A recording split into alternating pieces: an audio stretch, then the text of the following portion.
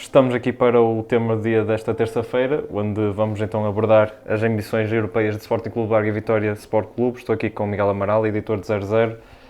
Miguel, em primeiro lugar, quais é que são os principais objetivos de ambas as equipas?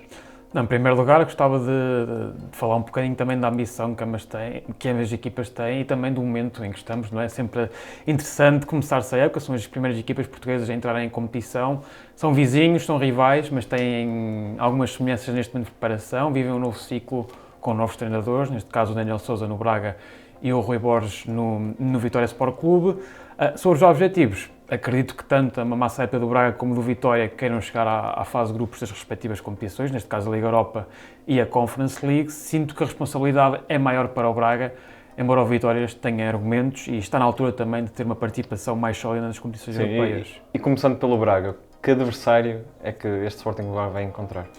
O Braga vai defrontar um adversário de Israel, que tem um nome um pouco complicado, neste caso é o Maccabi Petah Tikva.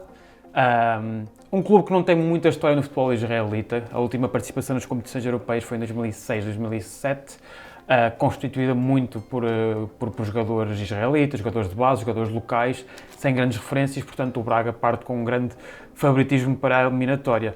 Até por aí pode ser um momento importante para a equipa de Daniel Sousa ganhar confiança. Se a tarefa já era complicada para os israelitas, o facto de jogarem, pelas razões que todos sabemos, fora em casa, isto é, a segunda mão que seria para ser disputada em Israel, vai ser disputada numa casa emprestada do clube, que vai ser na Bulgária.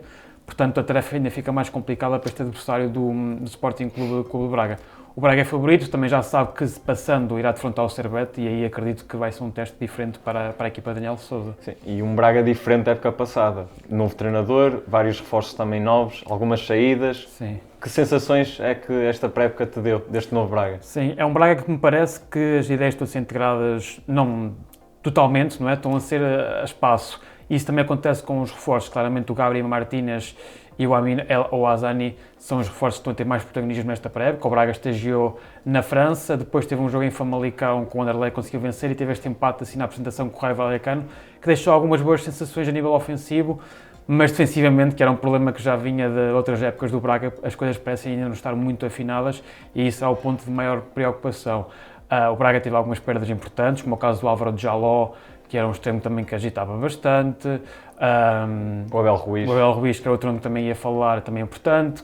O Christian Borja, mesmo sendo um jogador, se calhar num momento diferente de carreira, comparando com estes dois, também é um jogador que teve protagonismo na última época, portanto, ainda é um momento aqui de transição e acho que pode ser um teste interessante para percebermos em que nível está o Braga, que parte claramente como favorito e até por aí tem a responsabilidade, que tem a pressão, mas sabe que é um adversário que se calhar não vai obrigar a equipa a ir ao limite já nesta fase tão precoce da época. Assim, o Braga vai então lutar por um lugar na fase de grupos da Liga Europa. Por outro lado, do outro lado do Minho, o Vitória vai lutar por um lugar na fase de grupos da Conference League e ia perguntar exatamente qual é que é este adversário que o Vitória vai ter que vencer. Sim, o Vitória vai defrontar, aliás, um adversário de Malta, o Floriana, um clube que durante anos foi a grande força desta ilha, mas que ultimamente e mais recentemente tem perdido algum protagonismo dentro de portas. É um mercado em crescendo, o mercado maltês, também associado também ao crescimento da economia do país, mas ainda assim é um plantel sem argumentos para competir com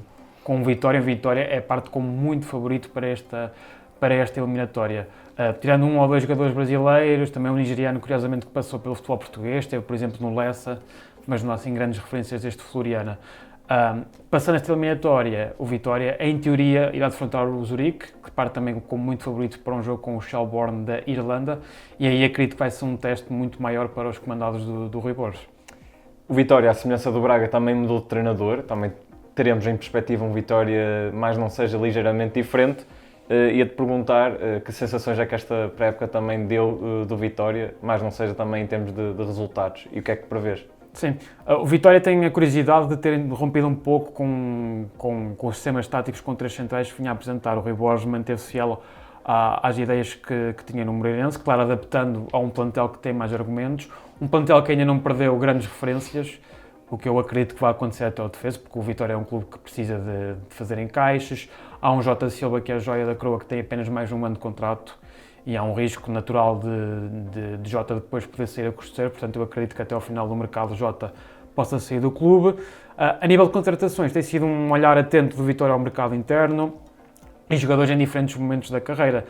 O Samuel é um jogador mais experiente, o João Mendes, um jovem que deu sinais interessantes no Porto e parece ser uma aposta forte, um miúdo como o Marco Cruz, com formação de Porto, de Seleção Nacional, de Sporting, que eu acredito também possa ter algum espaço e gostei muito desta opção de carreira que teve. O Chucho Ramírez para a frente, continua a ser um Vitória também de muita mobilidade na frente, parece-me.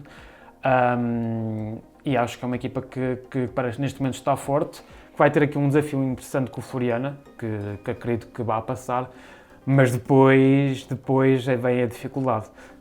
O Zurique, em teoria, será um adversário muito complicado e mesmo passando esta eliminatória, depois o play-off será difícil em perspectiva. O Zurique de Rodrigo Conceição, e é uma equipa por norma também na Liga Suíça habituada, será um adversário na teoria. Mas até pela experiência da última época, em que o Vitória acabou eliminado pelo Celje, uma equipa muito modesta, acho que não convém muito ao Vitória estar a pensar a médio prazo e neste momento o objetivo tem que ser o Floriana. Certo. O Vitória quer passar para a fase de grupos da Conference League, é uma Conference League que tem sido bastante difícil para sermos lisonjeiros com as equipas portuguesas. Passos de Ferreira não conseguiu, o Gil Vicente não conseguiu, o Arouca no ano passado também teve uma experiência bastante difícil com o Bren. Pergunto que impacto é que terá mais uma não conquista de uma equipa portuguesa, neste caso a chegar à fase de grupos da Conference League. Sim, dando um pequeno spoiler, vamos ter uma peça sobre também de análise ao que tem sido a prestação portuguesa na Conference League e no título, por exemplo, fala-se em terror. E tem sido um pouco isso, né? Portugal, esta é a quarta época da Conference League e nunca conseguiu meter uma equipa na fase de grupos. A única participação acabou por ser pelo Braga, que caiu de uma edição da Liga Europa depois foi disputar a Conference League. E tem tido consequências graves para o futebol português, porque estamos a falar que contribuiu muito, recordando que a Conference League tem os mesmos pontos, ou dá os mesmos pontos para o coeficiente da UEFA do que uma Liga Europa e uma UEFA Champions League. Países como a Itália é mais complicado para Portugal, porque estamos a falar de um rival direto. Os Países Baixos têm aproveitado muito esta competição para ganharem pontos e também contribuiu para os Países Baixos terem ultrapassado Portugal. E com a queda no ano passado, neste caso do ranking português, sim, há menos equipas também na Liga dos Campeões. Acaba, em teoria, facilitar, porque passa-se a dividir por 5 equipas os pontos e não por 6, como era antigamente. Mas... Esta época é mais importante ainda. Sim, qualquer deslize pode ser complicado nas contas, portanto é muito importante que as equipas cheguem longe e também tem sido um sinal de uma análise mais global, podemos dizer assim, da falta de competitividade da zona média portuguesa, porque já tivemos adversários realmente, lembro-me do Passos Ferreira com o Tottenham, e claramente o Tottenham era favorito, mas já existiram outras oportunidades, seja pelo Santa Clara, pelo Vitória, até mesmo pelo Arouca com o Brano, o Arouca que depois fez uma excelente época na época passada, as coisas acabaram por não correr bem. É muito importante e acho que neste caso, focando no Vitória, um clube com os pergaminhos do Vitória também de assumir esta responsabilidade e ter estas noites europeias, porque a experiência só se conquista jogando e, portanto, isso em algum momento tem que deixar de ser uma desculpa para não se conseguir resultados europeus.